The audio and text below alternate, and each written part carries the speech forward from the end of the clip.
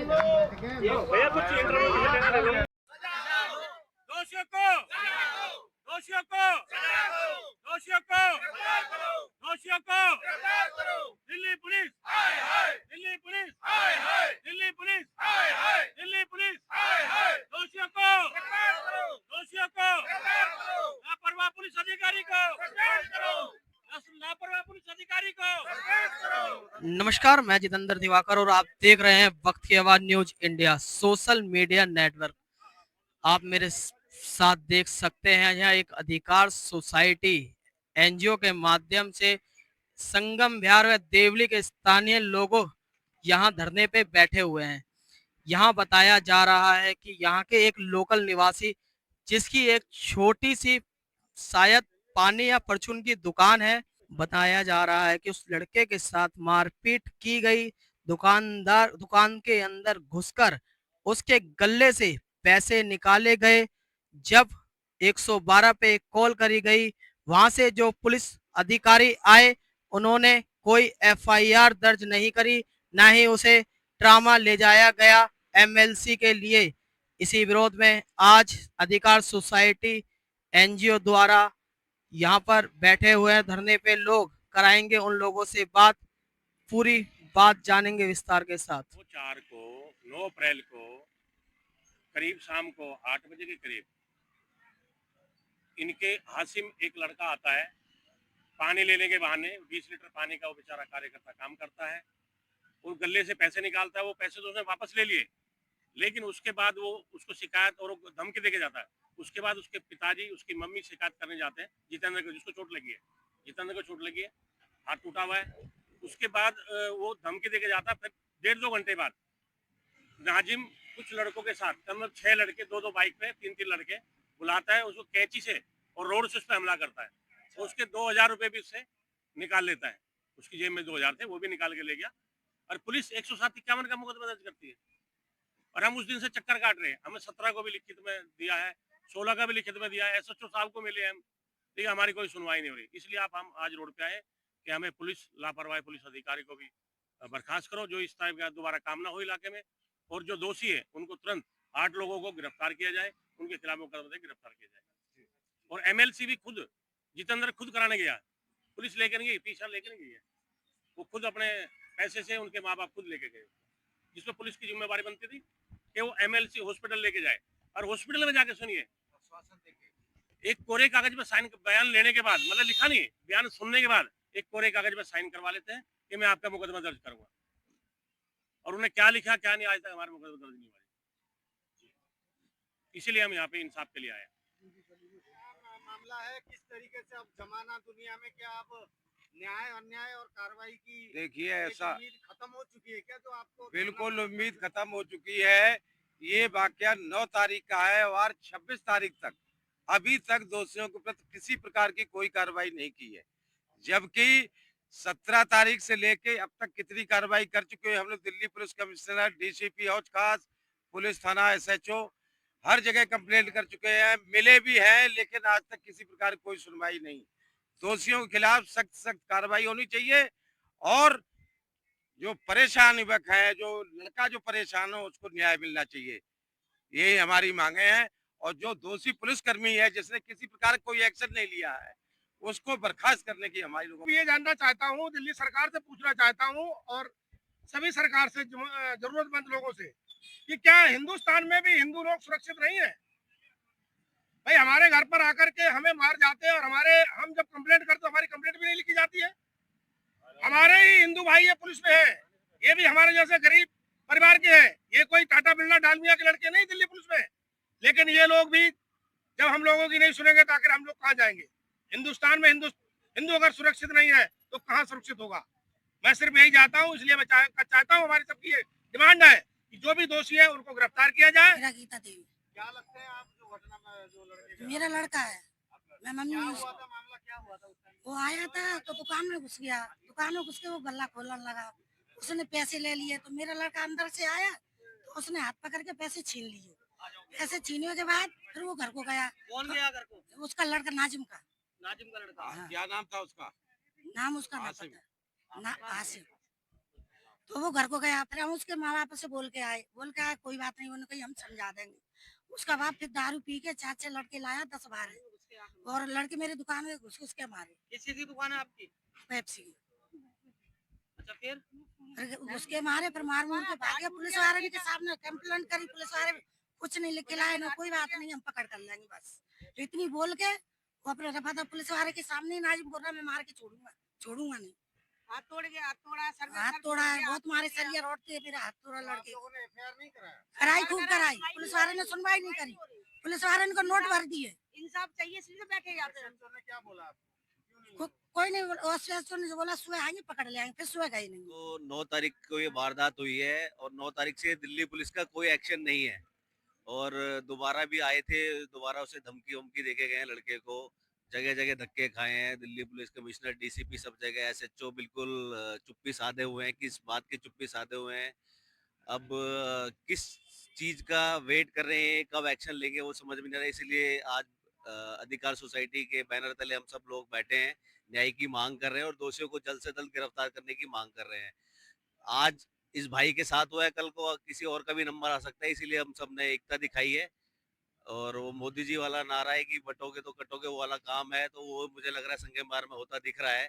शायद वो मुस्लिम है, उनसे पैसा खा लिया है, इसलिए वो कार्रवाई नहीं कर रही पुलिस। तो मैं चाहता हूँ कि जल्द से जल्द एसएचओ साहब इस मामले को संज्ञान में लेके जल्द से जल्द कार्रवाई करें और दोषियों को गिरफ्तार करें, यही मांग है। क्या नाम है और क्या घटनाक्रम में हुआ? देखो, मेरा नाम डॉक्टर वीर सिंह बघेल है और मैं ओबीसी महासभा दिल्ली प्रदेश अध्यक्ष हूँ। आज दिल्ली पुलिस का जो रवैया है बड़ा डेंजरस है, बड़ा खतरनाक है। दिल्ली की जो जनता है, लोगों की बड़ी उम्मीद थी कि दिल्ली की जनता के साथ में दिल्ली पुलिस का न्याय कुछ मिलेगा, लेकिन सत्ता परिवर्तन होने के बावजूद भी 9 अप्रैल को जो घटना है, एक साधारण व्यक्ति, छोटी दुकान चलाने वाला व्यक्ति, उसके घर में, दुकान में घुस करके लूटपाट और उसके साथ में मारपीट ऐसी की जाती है क्षेत्र के दबंगों के द्वारा, गुंडाओं के द्वारा, जिसकी शिकायत उस लड़के को, निर्दोष लड़के को दुकान में घुस करके पीटा गया और पीट करके उसके हाथ में फ्रैक्चर हुआ, हाथ में हड्डी भी टूट गई है। थाने में शिकायत करने 112 डायल होने के बाद भी पुलिस प्रशासन के द्वारा कोई कुछ कार्रवाई नहीं की गई। इसके लिए आज क्षेत्र की जनता उस बच्चे के न्याय के लिए आज सब लोग क्षेत्र में यहाँ पे बैठे हैं धरने पे। तो मुझे उम्मीद है कि दिल्ली प्रशासन का एक जो अधिकारी है, चाहे वो डीसीपी हो, एसीपी हो, पुलिस कमिश्नर हो, सभी लोगों को, गृह मंत्रालय को ये लेटर जाएगा और उस लेटर के माध्यम से हम बताना चाहते हैं कि दिल्ली पुलिस की गुंडागर्दी कितनी खतरनाक हमारे समाज के लोगों के लिए है। तो मैं कहना चाह रहा हूँ कि इस बच्चे को न्याय नहीं मिला, अगर ये बच्चे को पूर्ण तरीके से न्याय नहीं मिला तो आगे बहुत बड़ी कार्रवाई होने वाली है। प्रशासन आज आश्वस्त कर रहा है, 15 दिन के बावजूद आश्वस्त कर रहा है। ये कहाँ का नियम है? ये कहाँ का प्रशासन है भाई? दिल्ली सेंट्रल गवर्नमेंट है कि दिल्ली की जो सत्ता परिवर्तित भी हुई पार्टी है। तो मैं कहना चाहता हूँ प्रशासन के लोगों से, क्या कर रहे हैं आप लोग? क्या चोरी करने के लिए आए हैं? लूट करने के लिए आए हैं? क्या गुंडों को संरक्षण देने के लिए बैठे हैं क्या? तो मैं कहना चाह रहा हूँ, आपके जो यूट्यूब चैनल के माध्यम से, जितेंद्र भाई हैं, आप सभी लोग, हमारे सभी साथी बैठे हुए हैं, मैं कहना चाह रहा हूँ प्रशासन के लोगों से, अगर जो जितेंद्र है उसको बिल्कुल न्याय नहीं दिया गया तो आने वाले समय में बहुत बड़ा आंदोलन होगा। इस बात को प्रशासन को समझ लेना चाहिए। अभी तक हाथ टूटा हुआ है, हाथ फ्रैक्चर हुआ है, प्लास्टर है, एमएलसी नहीं कराई गई थाने के द्वारा। ये प्राइवेट लोग हैं, ये लोग एमएलसी करा करके लाए हैं। ये कर क्या रहे हैं प्रशासन के लोग? एसएचओ, मेरी बिल्कुल इस बात को लेकर प्रशासन के डीसीपी साहब से मेरा निवेदन है कि इस एसएचओ को यहाँ से हटाया जाए।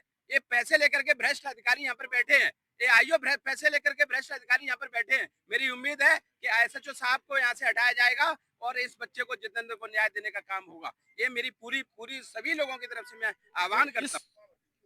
लिखित शिकायत को भी आज 10 दिन हो गए, उसके बाद भी कोई कार्रवाई नहीं की, तो हमें मजबूरन यहाँ पे आके पुलिस के खिलाफ धरना करना पड़ा। लेकिन देर आए दुरुस्त आए, पुलिस अब पूरी तरह कोऑपरेट कर रही है। उन्होंने हमें आश्वासन ही नहीं दिया, बल्कि हमारे सामने वो एफआईआर भी लिख दिया, उसकी कॉपी हमें मिल जाएगी और जो धाराएं लगनी चाहिए वो धाराएं उसमें लग चुकी है। तो इसलिए आप सभी जो लोग आए, जो प्रबुद्ध जन हमारे साथ आए, उन सबका धन्यवाद करते हैं और साथ साथ पुलिस देर आई दुरुस्त आई लेकिन सही जगह आई, उसका भी हम धन्यवाद करते हैं। बहुत बहुत धन्यवाद। भारत माता की जय। 16 तारीख को हमारे हिंदू धर्म के भगवान सिंह का बेटा है, उसके वहाँ 8:30 बजे के आसपास कुछ मोमडन, विशेषकर इस्लामिक धर्म के जो कट्टरपंथी होते हैं, वो किसी बच्चे को दुकान में गए, उसकी दुकान से पैसे वैसे छीने और उसको कैची, उसका बाप आया बाद में, वो लड़का समझाने गया तो उसके दादा उसके बाप को फोन कर दिया। बाप 4-5 लड़कों को लेके आया है, 4-5 लड़के उसके घर पे गए, उसके घर पे दुकान में तोड़फोड़ करी और उसके साथ मारपीट करी गई है। उसके एक हाथ में फ्रैक्चर भी हुआ है। तो हम तो कई दिन से मुझे पता चला था, आज अधिकार सोसाइटी की तरफ से यहाँ धरना प्रदर्शन किया गया। हमने पुलिस वालों से बात करी तो उन्होंने हमें कोऑपरेट करा कि नहीं ठीक है, हमसे गलतियां हुई है। उन्होंने 151 में बंद करके उसको छोड़ दिया गया था अगले दिन। उसके बाद भी वो लड़का नाजिम नाम का उसको घर पे जान से मारने की धमकी दे के आया 2 दिन या 3 दिन बाद। तो हम विशेष करके एक होके सभी इकट्ठे हुए, तो यहाँ पुलिस ने उनके ऊपर आज FIR दर्ज करी है। हम SHO साहब का और पुलिस विभाग का भी बहुत बहुत धन्यवाद करते हैं, उन्होंने हमारे साथ आज कोऑपरेट करा। देर से आए पर दुरुस्त आए। मेरा यही कहना है अपने सभी हिंदू भाइयों से, हिंदू धर्म वालों से, एक रहो, सेफ रहो और नेक रहो। कटोगे तो बटोगे। आए दिन संगम बिहार में, सीलमपुर में, मुस्तफाबाद में आपने घटनाएं देखी है कि पहले ये किसी बच्चे से झगड़ा करते हैं, उसके बाद उनको किसी न किसी बहाने से चाकू से, पिस्तौल से, बंदूक से मारते हैं या डराते धमकाते हैं। किसी को भी डरने की जरूरत नहीं है। अगर हम एक रहे, वो 25% है, हम भी 75% है, तो इसमें हमें किसी भी भाई को कोई भी अधिकार सोसाइटी की या हमारी भी कोई भी जरूरत पड़ती है, हम सब भाइयों के साथ तन मन धन से खड़े हैं। जय में हालात हैं,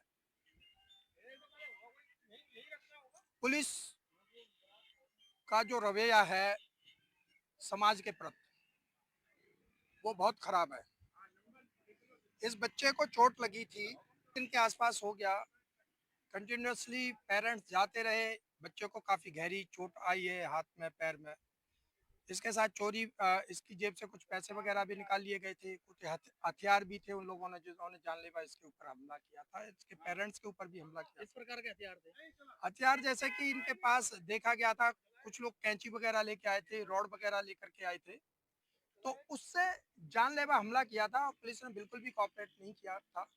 एक अधिकार सोसाइटी है जो समाज के लिए जागरूक है, समाज के NGO है जो समाज के लिए कार्य करती है, वह उसके द्वारा, उस NGO के द्वारा ये जो है FIR आज लॉन्च हुई है आज की डेट में। अन्यथा पुलिस बिल्कुल भी नहीं सुन रही थी। पुलिस का जो रवैया था, जो पुलिस का कंडक्ट था, बहुत ही खराब था। कहने का मतलब यह है, जो NGO है इसके चेयरमैन हैं श्री उपाध्याय साहब हैं, ब्रिजपाल उपाध्याय साहब, ठीक है, उनके द्वारा ये सारी चीजें हुई हैं। अदरवाइज ये जो है पुलिस सुनने को बिल्कुल तैयार नहीं थी। पुलिस की जो है कान के नीचे जूं तक नहीं रेंग रही थी। जब यहाँ शोर शराबा हुआ, NGO के लोग बाग आए यहाँ पर, जब जा करके ये जो है। सर पहले वो पानी की बोतल वगैरह भराने आते हैं तो सीधा दुकान के अंदर घुसते हैं, तो क्या नाम है, गले में हाथ डालने लगते हैं। मैंने रोका तो वो गाली गलौज करने लग गए, गाली गलौज करने लग गया। फिर वो धमकी देता हुआ चला गया कि मैं तुझे बाद में देख लूंगा। तो फिर हम उसके घर पे गए, उनके दादा दादी मिले, उनसे कंप्लेंट करके उन्होंने बोला आज के बाद ये ऐसा नहीं करेगा। 2 घंटे बाद, 2-1.5 घंटे बाद उसके पापा आते हैं और अपने 6-7 बंदों को लेकर आते हैं साथ में, लड़कों को, एकदम से दुकान के अंदर घुस के मारपीट करने लगते हैं। उन पर कैंची भी थी और हथियार भी थे और जेब से पैसे वैसे निकाले उन्होंने। मारते मारते हमें बाहर तक ले गए थे। उसके बाद वो धमकी देके, पुलिस वाले भी थे वहाँ पर, धमकी देते हुए गए कि आज तो छोड़ दिया है, कभी मौका लगा तो मैं जान से खत्म कर दूंगा। आज आपके साथ अधिकार सोसाइटी के मेंबर व अध्यक्ष सब खड़े हुए और जिन लोगों ने आपके साथ वारदात को अंजाम दिया, उनके खिलाफ संगठन के इस NGO के द्वारा जो इनने मेहनत करी, FIR दर्ज हुई है, क्या कहेंगे सोसाइटी, अधिकार सोसाइटी के लिए? अधिकार सोसाइटी बहुत बढ़िया चीज़ है। इनके इन संगठनों के साथ हमें जुड़ना चाहिए, वरना मतलब बस यही है, सोसाइटी एकदम बढ़िया चीज़ है, इनके साथ